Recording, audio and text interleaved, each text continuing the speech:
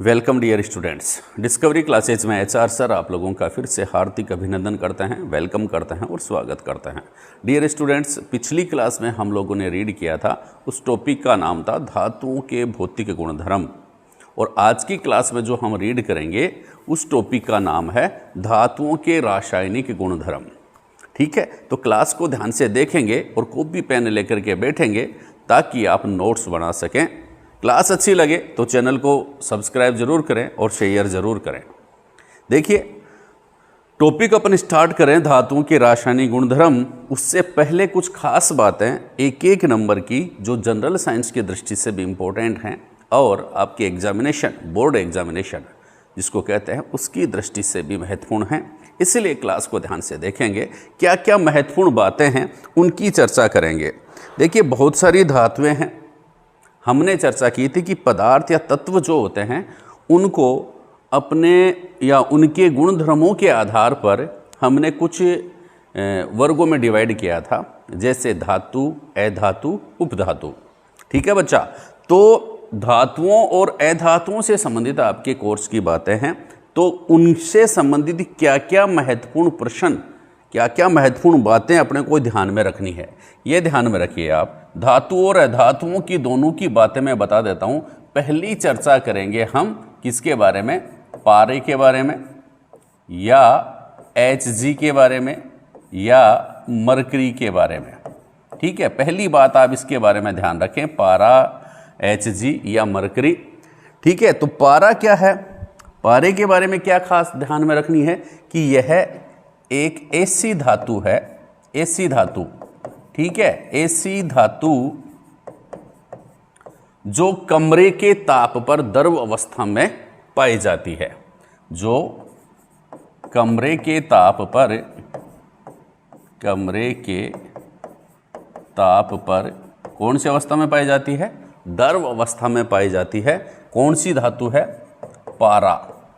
ऐसी धातु जो कमरे के ताप पर द्रव अवस्था में पाई जाती है उसको अपन क्या कहते हैं, पारा कहते हैं, पारा या मरकरी कहते हैं। और इसका सूत्र या प्रतीक क्या है, Hg। बात समझ में आ गई होगी।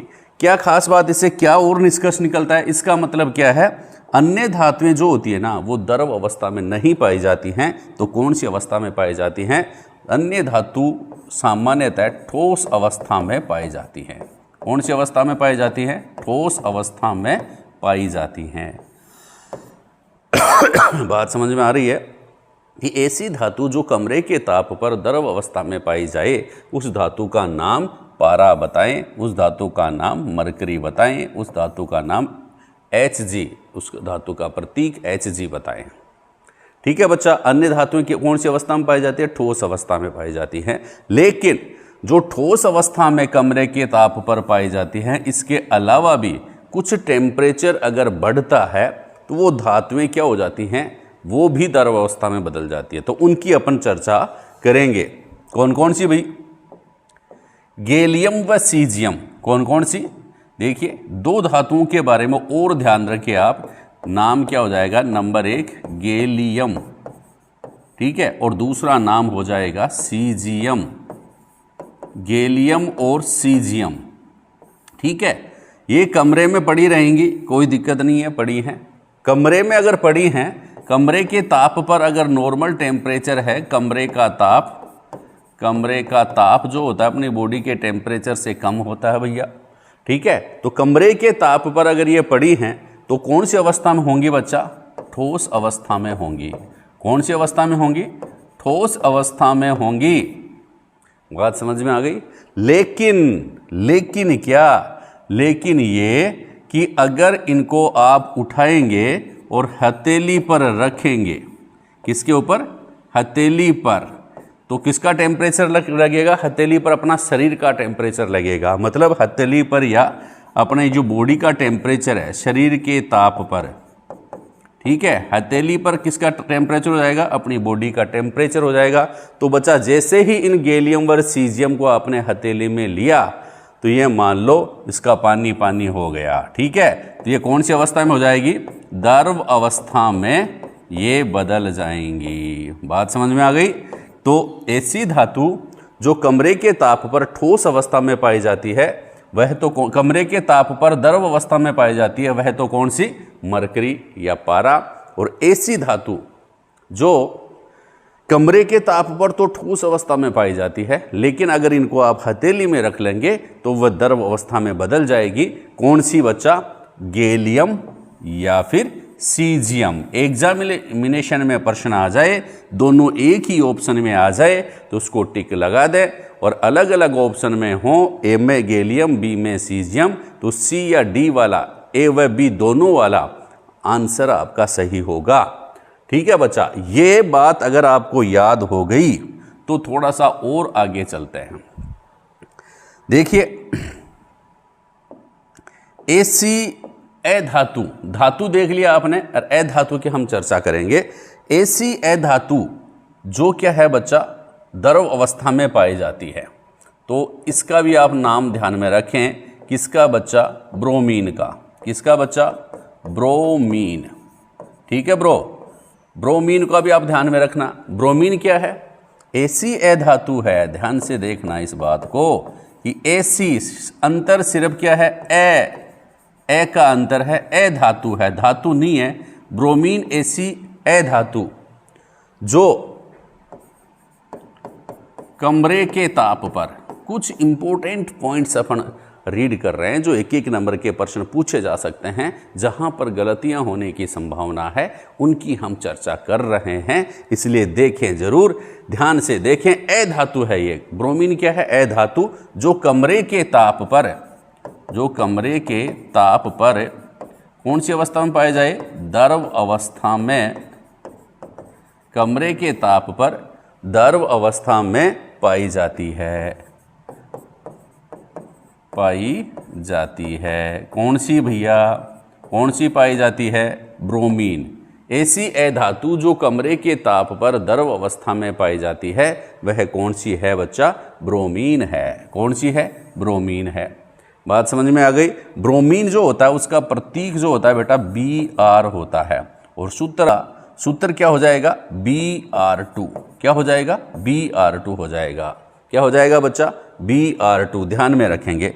ठीक है, अब नेक्स्ट एक और देखिए खास बात अपन आप ध्यान में रखेंगे। किसकी भाई? आयोडीन की चर्चा करेंगे। किसकी? आयोडीन। आयोडीन का भी ध्यान रखें भैया। आयोडीन जो होता है उसकी भी हम आप लोगों के साथ चर्चा कर रहे हैं। आयोडीन, इसके बारे में क्या खास बात ध्यान में रखनी है? आयोडीन क्या होता है?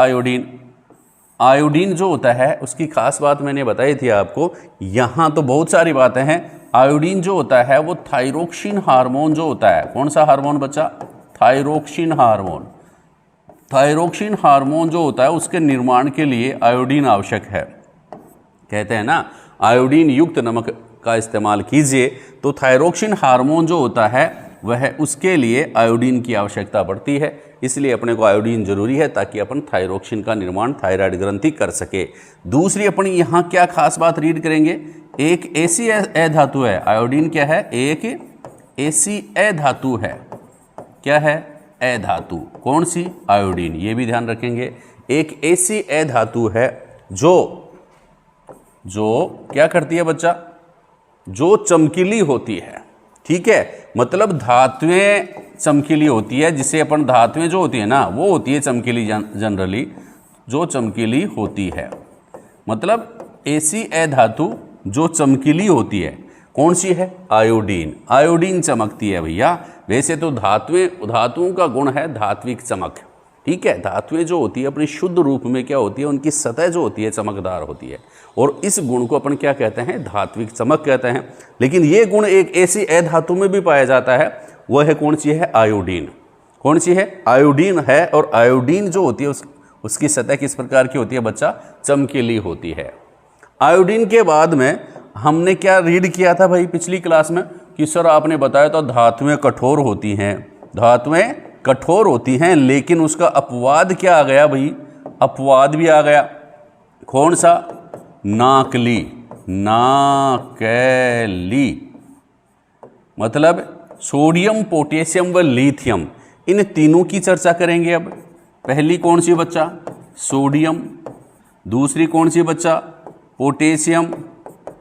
सोडियम, पोटेशियम, और तीसरी बात कौन सी बच्चा, लिथियम। सोडियम, पोटेशियम, लिथियम, ये 3 ऐसी धातुएं हैं, सोडियम है, पोटेशियम है, लिथियम है। ये क्या है, हमने जो बताए थे ना आपको कि धातुएं जो होती हैं ठोस अवस्था में पाई जाती है, ये बात भी ठीक है।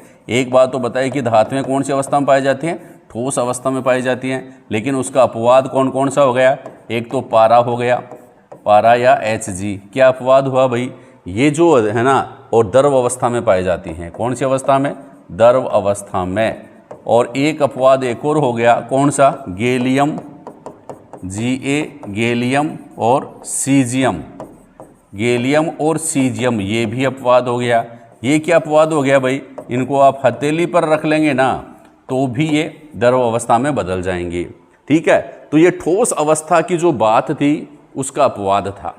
फिर एक और हमने चर्चा की थी कि कठोरता, कि धातुएं क्या होती है, जनरली कठोर होती हैं। ठीक है, इसको आप चाकू वगैरह से काटने की कोशिश करेंगे तो ये कटेगी नहीं, इनको आप जनरली तोड़ने की कोशिश करेंगे सामान्यतः तो ये टूटेंगे नहीं। इसका मतलब धातुएं क्या होती हैं, कठोर होती हैं।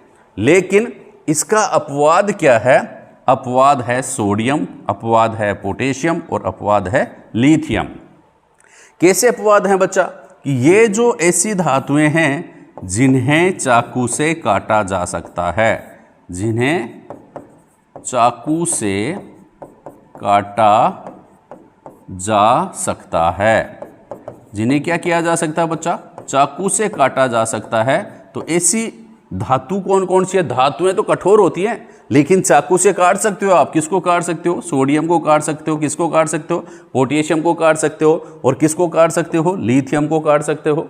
ठीक है, ये 3 ऐसी धातुएं जिन्हें चाकू से काट सकते हैं और इनका प्रतीक क्या हो गया, सोडियम Na, पोटेशियम K और लिथियम Li। बात समझ में आ गई। और अगर आपको याद करना है ना तो इसको आप नाकली कर लें, नाकली।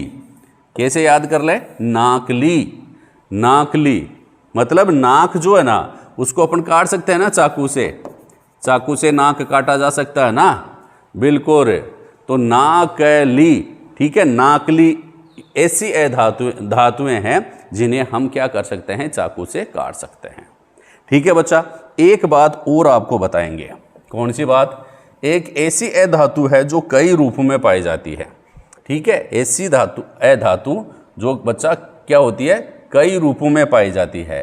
कई रूपों में पाई जाने वाली अधातु कौन सी होती है, कार्बन। कार्बन ऐसी अधातु है, ऐसी अधातु, ऐसी अधातु, अधातु जो कई रूपों में पाई जाती है, जो कई रूपों में पाई जाती है। कई रूप होते हैं इस धातु के, रूपों में पाई जाती है। ठीक है, कौन सी धातु है, कार्बन है। और कई रूपों में पाए जाना जो गुण कहलाता है ना इसका, वह कहलाता है अपरूपता। क्या कहलाता है, अपरूपता कहलाता है। क्या कहलाता है, अपरूपता कहलाता है। जैसे मान लीजिए कार्बन जो होता है ना, हीरा, हीरा तो आपने सुना होगा, हीरा ये भी कार्बन है। हीरा क्या है, कार्बन है। और क्या है बच्चा, ग्रेफाइट, ग्रेफाइट भी क्या है बच्चा, कार्बन ही है। ठीक है, हीरा है, ग्रेफाइट है, फुलरीन है, फुलरीन भी क्या है बच्चा, कार्बन ही है। ठीक है, कोक क्या है बच्चा, कार्बन ही है। काजल क्या है बच्चा, कार्बन ही है। ठीक है, तो कार्बन के कई रूप पाए जाते हैं। अब देखो हीरा और ग्रेफाइट जो है ना, उनमें क्या है, हीरा तो क्या होता है बच्चा, विद्युत का कुचालक होता है। इसमें विद्युत धारा का प्रवाह नहीं होता क्योंकि इसमें कोई मुक्त इलेक्ट्रॉन नहीं होता। इसी प्रकार ग्रेफाइट जो होता है ना बच्चा, इसमें एक मुक्त इलेक्ट्रॉन पाया जाता है, एक फ्री इलेक्ट्रॉन पाया जाता है, मुक्त फ्री इलेक्ट्रॉन पाया जाता है, एक मुक्त इलेक्ट्रॉन पाया जाता है। और मुक्त इलेक्ट्रॉन जो होता है जिसके कारण ये हीरा जो होता है, ये ग्रेफाइट जो होता है, वह विद्युत का सुचालक होता है। बात समझ में आ गई, हीरा विद्युत का कुचालक होता है, ग्रेफाइट विद्युत का सुचालक होता है। ठीक है, फुलरीन हो गया, कोक हो गया, काजल हो गया। तो इसका मतलब क्या है, ये जो कार्बन अपना है ना, यह कार्बन जो होता है वह कई रूपों में पाया जाता है। तो ऐसी अधातु जो कई रूपों में मिले आपको, तो वह क्या कहलाएगी? कार्बन कहलाएगी। आप आंसर क्या देंगे? कार्बन देंगे। क्या आंसर देंगे बच्चा? कार्बन देंगे। तो ये थे बच्चा कुछ खास इंपॉर्टेंट बातें किसकी? आपके सब्जेक्ट से संबंधित, आपके कोर्स से संबंधित। इन प्रश्नों को भी आप ध्यान में रखेंगे, एग्जामिनेशन में पूछे जाते हैं। जनरल साइंस के लिए भी आगे आप RSIS SSC की एग्जामिनेशन देंगे, उनमें भी आप लोगों से पूछे जाएंगे। बड़े महत्वपूर्ण प्रश्न थे, ठीक है।